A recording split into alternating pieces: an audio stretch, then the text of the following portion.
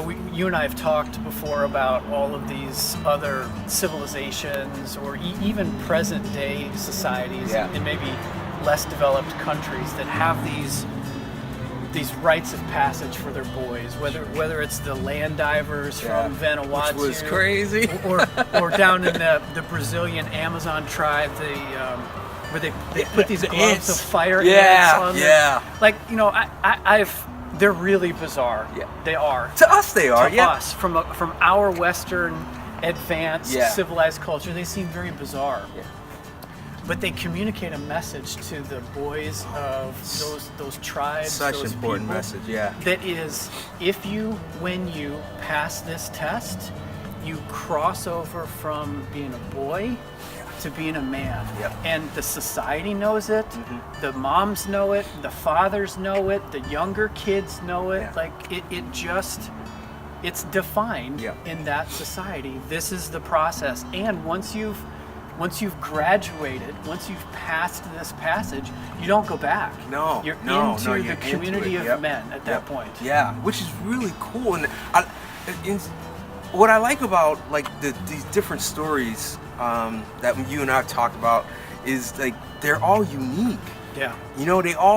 They all point to the same thing, but it's a different path for each tribe or each civilization. You know what? If we can break that down individually, it's a different path for us as individuals. Yeah. But we're all aiming for the same thing, aren't we? Yeah. We're aiming to see our sons grow up and be men. Now, with you and your boys, it may look different than me and my son. That's right. Or like with any other fathers, but I think as we as fathers come together and we start talking this through, we can develop real unique rites of passage for our boys as individuals that takes them into manhood, but it takes them into what we want them to be. Yes. You know what I mean? Which is a man. I think that's beautiful. Yeah. And I think more dads need to do that. Yeah.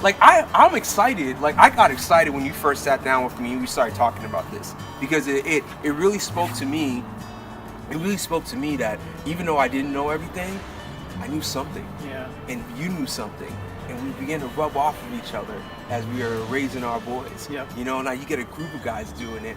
What other beautiful things can come out of it? There's so much power. You know what I'm saying? Oh yeah. Such power. Yeah. Community is important. I believe it's a part of society I think that we sometimes fail at. Community. Yeah. Because we decide to be lone rangers. Our U.S. culture is very individualistic. But when we get together and we put our minds together and we start talking about a subject like this, such beauty can come out of it for our kids. Yeah. Such beauty can come out of it for our kids, and I'm excited about it. Yeah, I agree.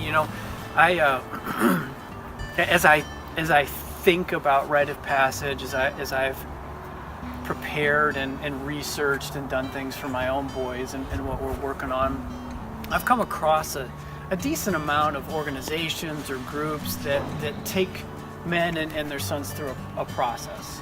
Maybe it's a weekend camping trip, or it's a week-long hunting trip or whatever. Yeah. But what I've always felt is missing is, what about those fathers that don't really enjoy the outdoors? Or that don't want to go hunting, right? Yeah. Or kids that aren't inclined to go out in the wilderness. Where's the answer for them? Yeah, exactly. And I think the passion that I have in what we're trying to do here is to capture the essence of manhood and the destination, which is ultimately to get these boys to cross over from boyhood to manhood, but do it in a way that's unique to the father and to the son, their experiences, their skills, their interests, their passions.